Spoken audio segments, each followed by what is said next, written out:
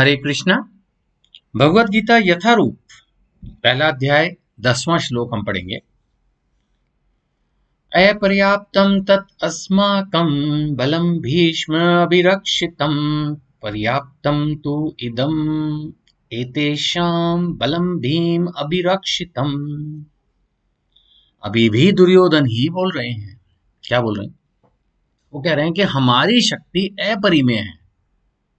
अपरिमेय माने बहुत, और हम सब पितामह द्वारा भली भांति संरक्षित हैं, यानी हम फुल्ली सिक्योर्ड हैं, नो टेंशन, नो प्रॉब्लम। जबकि पांडवों की शक्ति भीम द्वारा भली भांति संरक्षित होकर भी सीमित है।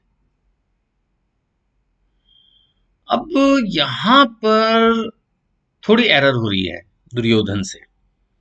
उसने शुरू के श्लोकों में भीम, अर्जुन, सभी वॉरियर्स को असेस किया, ठीक है, बट कहीं ना कहीं यहाँ पर दुर्योधन ओवर कॉन्फिडेंट हो रहा है। और यहाँ पर भी हमें एक लेसन मिलता है कि हम अपने आप को पावरफुल समझे। खैर यहाँ पर वो अपना कॉन्फिडेंस ही बढ़ा रहा है, लेकिन ओवर कॉन्फिडेंट भी ना हो, है ना। उसने कहा हमारी शक्ति प्रेमे है और हम तो भलीभांति संरक्षित हैं, और दूसरी पार्टी जो है उनकी पावर जो है वो लिमिटेड है।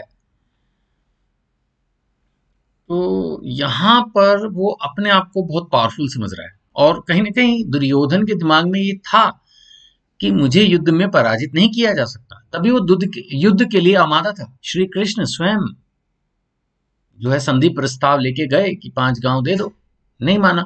एक सुई की नोक के बराबर भी जमीन देने को मना कर दिया। यही हमारे साथ भी होता है। हम भगवान या भक्तों के द्वारा, शास्त्रों के द्वारा दी गई सलाह को नहीं मानते। हमें लगता है जो हम कर रहे हैं, जो हम कह रहे हैं, बस सही है। हमें अपनी ताकत पर पूरा विश्वास होता है, देखा जाए वो सही है, कॉन्फिडेंस होना। लेकिन कई बार हम ओवर कॉन्फिडेंट होते हैं। हम वो चीज नहीं कर चुके होते अपनी पास्ट लाइफ में, और हमारे पास पूरी तैयारी भी नहीं होती, फिर भी हमें ऐसा लगता है कि हम वो चीज कर लेंगे, और वहीं फिर हम मात खाते हैं, है ना। सलाह के बावजूद हम उस चीज को इग्नोर कर देते हैं। 11वां श्लोक लेंगे। पहले अध्याय में है हम। भगवद गीता यथारूप। अयनेषु च सर्वेषु यथा भागम अवस्थिता भीष्मम् एव अभिरक्षन्तु भवन्तः सर्वे एव हि। अतएव सैन्य व्यूह में अपने अपने मोर्चों पर खड़े होकर आप सभी भीष्म पितामह की पूरी पूरी सहायता दें। भीष्म पितामह को किसी की सहायता की जरूरत नहीं थी। वो तो बेशक ओल्ड एज में थे, तब भी बहुत पावरफुल और कंपीटेंट थे। लेकिन फिर भी थोड़ा सा यहां पर दुर्योधन एक और पॉलिटिक्स कह सकते हैं चल रहा है कि ही इज ट्राइंग टू, जैसे कहते हैं ना, मक्खन लगाना। तो भीष्म पितामह को मक्खन लगा रहा है कि भाई चलो सब मिलके इनको सपोर्ट करो। और एक वैसे पॉलिसी भी है कि जो उनके मेन लीडर हैं, अगर कल को उनकी डेथ हो जाए तो फिर प्रॉब्लमेटिक रहेगा। तो उस एंगल से उसने बोला ठीक भी है दैट वे। तो अपनी तरफ से वो पूरी चालें चल रहा है, अपनी तरफ से पूरा सिक्योर्ड होके चलने की कोशिश कर रहा है। लेकिन फिर वही बात है कि गलत राह पर था और भगवान के खिलाफ था, तो फिर कैसे होगा। धर्म के खिलाफ था। 12वां श्लोक लेते हैं। तस्य संजनयन हर्षम कुरु वृद्ध पितामह सिंहनादम विनद्य उच्चै शंखम दद्मो प्रतापवान।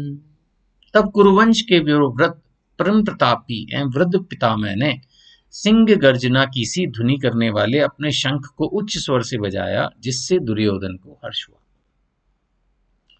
अभी पिछले श्लोक में हमने देखा कि दुर्योधन जो है वो एक तरह से उनको हेल्प करने के लिए या उनको चापलूसी के एंगल से, किसी भी एंगल से, ही इज ट्राइंग टू कि चलो भाई करो, आप सब इनको प्रोटेक्ट करो। तो अभी उन्होंने भी फिर रिस्पॉन्ड किया।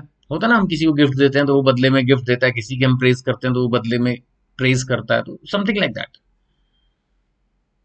तो ये हो रहा है यहाँ पर। अभी क्या हो रहा है कि कुरुवंश के वृद्ध, जो परम प्रतापी वृद्ध पितामह हैं, उन्होंने अपना शंख बजाया है, और basically it is for the pleasure of Duryodhana. देखिए, हम जैसे भजन भी कोई करें, कोई भी कार्य करें, तो वो भगवान की प्रसन्नता के होना चाहिए। मैं अपनी बात रिपीट करता हूं। अगर हम जप कर रहे हैं, हम अगर कोई भजन कर रहे हैं, कीर्तन कर रहे हैं, तो वो भगवान की प्रसन्नता के लिए होना चाहिए। शंख बजा रहे हैं तो भगवान की प्रसन्नता के लिए होना चाहिए। यज्ञ कर रहे हैं, दान कर रहे हैं, तपस्या कर रहे हैं, व्रत कर रहे हैं, धाम यात्रा कर रहे हैं, लेक्चर कर रहे हैं, लेक्चर सुन रहे हैं, तो केंद्र में भगवान होने चाहिए। दैट इज अब यहाँ पर क्या हो रहा है कि गड़बड़ क्या हो रही है, इवन पिता में से भी, कि दैट वो जो शंख बजा रहे हैं वो बेसिकली दुर्योधन के प्लेजर के लिए बजा रहे हैं। तो जहां पर भगवान केंद्र से हटे, वहीं बस सावधानी हटी और दुर्घटना घटी। ये वो वाली स्थिति है।